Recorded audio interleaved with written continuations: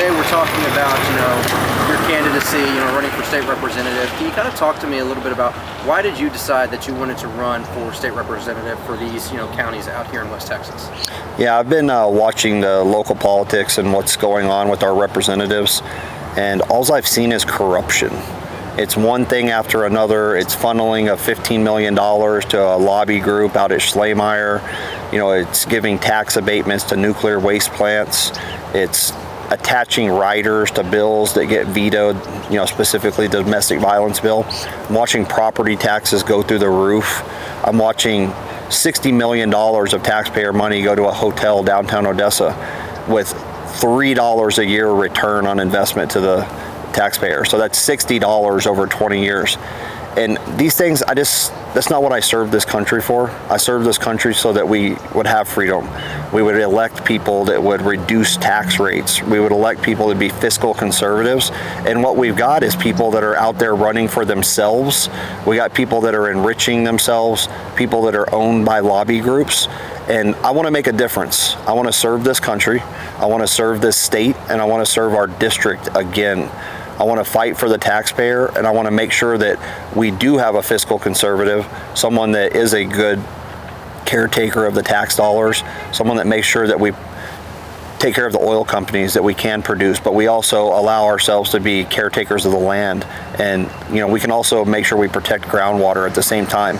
But those regulations on the oil companies, prevent them from doing business. We need to decrease those regulations, let people have personal, own the responsibility. With great power comes great responsibility. Let them do that, and when they don't, penalize them heavily.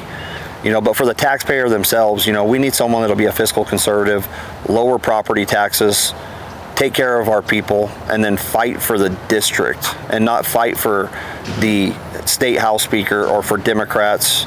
We need to reduce, all of the money we spend. Specifically, look at the penalties for voter fraud. They were reduced from a felony to a misdemeanor. On Senate Bill 1, Amendment 50, the House voted to reduce the penalties for voter fraud from a felony to a misdemeanor. We need to change that. We need to make voter fraud a felony again. We need to protect those things. We need to prevent Democrats from becoming chairmen of powerful committees like what the current representative voted for. So, with my experience from the military, the government, I'll be a good steward of taxpayer dollars. I'll be responsible to the taxpayer. I'll fight hard for them. I'll work hard, but I'll be able to communicate with them. They'll be able to reach out to me on my personal cell phone. I'll come to them. They don't have to come to me. And I will be a hard worker and a good steward of money. Okay, sounds good. Give me 1 second. Just quick.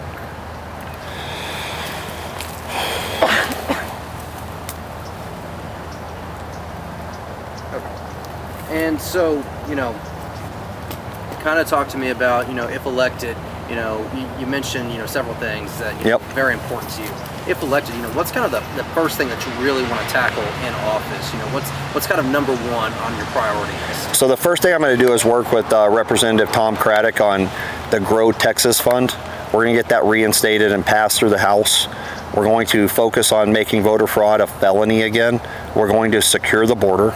Election integrity will be a huge one, which we need to do. That we need to focus on that.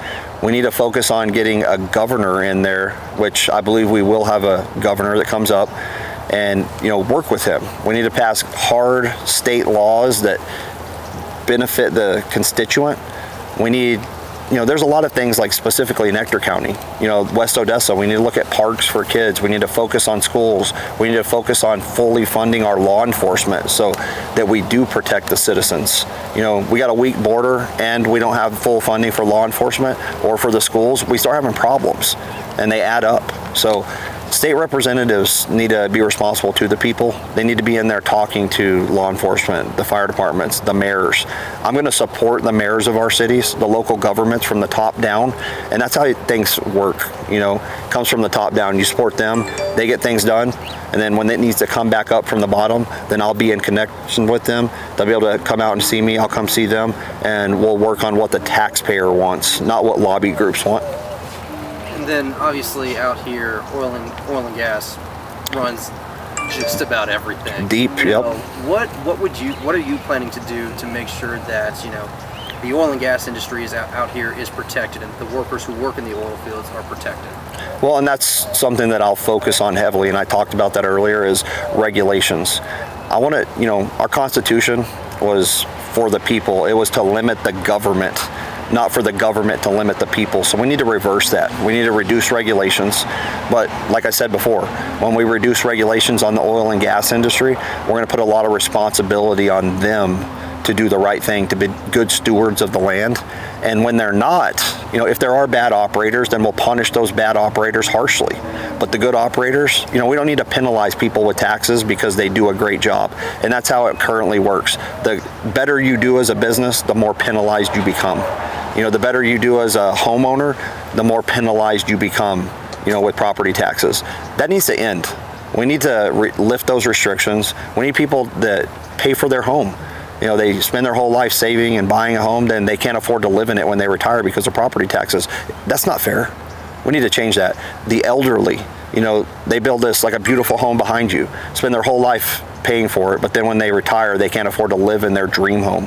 We need to fix that. That's the American dream, and we need to focus on that specifically. You know, a big thing, veterans. We need to focus on taking care of our veterans, making sure that they're taken care of. We put them out there in these wars over the last 20 years, and now we need to make sure that the ones that shed blood for us, the ones that fought for us, the ones that protected us, that we protected them. Then we need to take care of them now that they're home. So, I mean, there's a multitude of things, but yes, oil and gas. We had 2 counties in the top 10 producing counties this last month. And in this district. That's a huge thing. We should be proud of that. We should be focusing on that. We should be welcoming more of those people coming here. You know, we need to open up gas and oil jobs. We need to focus on production domestically, and then focus on right here, we're producing this. We need to focus on lowering the gas prices too. We pay some of the highest gas prices in the state, but we also produce most of that here, right? That needs to change, needs to turn around, and we can focus on that. We can focus on how to do that. But when you get a politician in office and they focus on how to benefit lobby groups and huge oil and gas companies, then that doesn't happen. And we need to focus on that, see how we can resolve those issues to the benefit of the taxpayer. Absolutely. And then, you know, some of the other concerns that have popped up here a little more recently involve the electric grid and kind of the issue of earthquakes here in the basin. You know, there have been some steps to try and address that.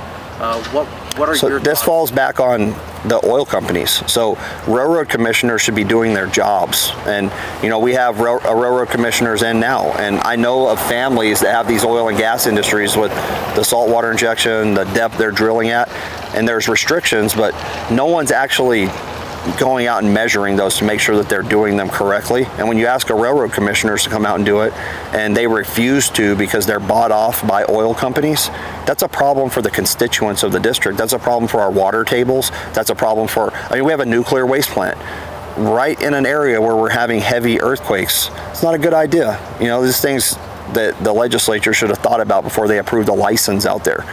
You know, specifically groundwater has become a huge issue.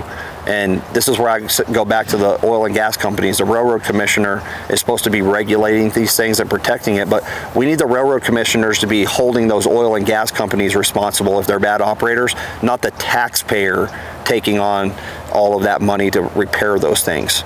So this goes back to electing good railroad commissioners, electing good legislators, you know, and then focusing those people. And that's why I'm running. I want to focus. I want to work with the railroad commissioner that gets elected. You know, I want to focus on the taxpayer. I want to focus on doing what's right for the constituent. So that sounds good. And, you know, is there anything else that you want to talk about? Anything else you want to mention that we haven't touched on? You know, maybe what separates you from Brooks in this race? Yeah, you know, what separates us is I actually have real world experience. I've worked with the military, the government, the State Department. I've traveled around the world. I've been an actual diplomat. I've worked in hard situations and resolved them. And I excel in tough situations. Brooks has zero experience. He went in as a legislator, no experience, you know, and I came from a poor family. I wasn't silver spoon fed, you know, and we come from polar opposite ends of the spectrum. I worked my whole life to get what I have. He was given everything he has, and it shows.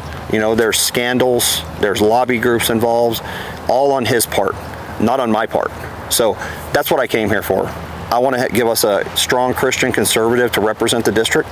I want to give us someone that can be held accountable. And I want to give you someone that won't run from hard questions, someone that won't hide when, you know, a allegation comes out of a scandal. I'll address it head on. And he should too. He should be coming out.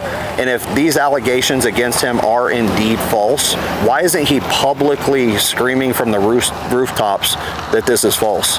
It's because he's hiding something. He's lying to the people. And we can't have that. This is a distrust in, you know, public officials. We need to be able to trust our public officials. We need to be able to look up to them. We need to be able to be proud of them. And West Texas deserves that. West Texas deserves a good fighter, someone that can be held responsible, someone that does have a good reputation. And that's not what we have right now. Hence why I'm running for office. Okay, and is there anything else that you would like to add? Oh, I love my wife, and I'm glad that she's out here on the campaign trail with us with the kids, and you can see the kids are worn out, sleeping, and you know, it's tough. It's a hard job talking to people, campaigning, but you know, if it was easy, everybody would be doing it. And you know, I hope that the voter gives us an opportunity to represent them, and you know, we pledge and promise that we'll do a great job for the taxpayer, for the constituents of this district.